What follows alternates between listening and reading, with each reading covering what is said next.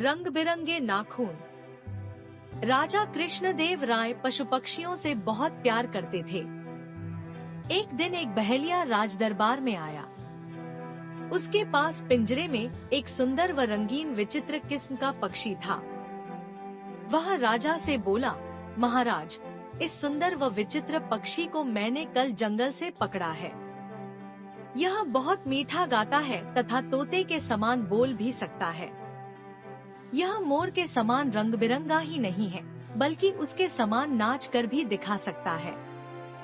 मैं यहाँ यह पक्षी आपको बेचने के लिए आया हूँ। राजा ने पक्षी को देखा और बोले, हाँ, देखने में यह पक्षी बहुत रंग बिरंगा और विचित्र है।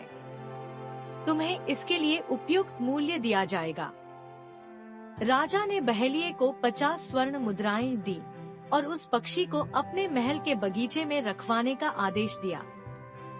तभी तेनालीराम अपने स्थान से उठा और बोला, महाराज, मुझे नहीं लगता कि यह पक्षी बरसात में मोर के समान नृत्य कर सकता है, बल्कि मुझे तो लगता है कि यह पक्षी कई वर्षों से नहाया भी नहीं है। तेनालीराम की बात सुनकर बहेलिया डर गया और दुखी स्वर में राजा से बोला, महाराज, मैं एक निर्धन बहेलिया हूँ। पक्षियों को पकड़ना और बेचना ही मेरी आजीविका है। अतः मैं समझता हूँ कि पक्षियों के बारे में मेरी जानकारी पर बिना किसी प्रमाण के आरोप लगाना अनुचित है। यदि मैं निर्धन हूँ, तो क्या तेनाली जी को मुझे झूठा कहने का अधिकार मिल गया है?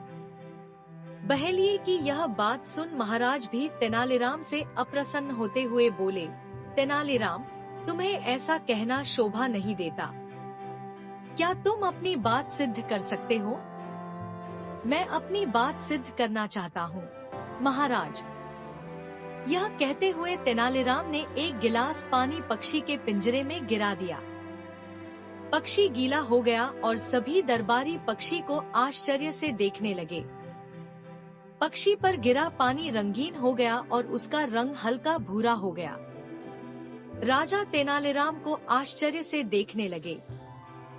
तेनालीराम बोला, महाराज, यह कोई विचित्र पक्षी नहीं है, बल्कि जंगली कबूतर है। परंतु तेनालीराम, तुम्हें कैसे पता लगा कि यह पक्षी रंगा गया है? महाराज, बहेलिये के रंगीन नाखूनों से पक्षी पर लगे रंग तथा उसके नाखूनों का रंग एक समान है। अपनी पोल खुलते देख बहेलिया भागने का प्रयास करने लगा, परंतु सैनिकों ने उसे पकड़ लिया।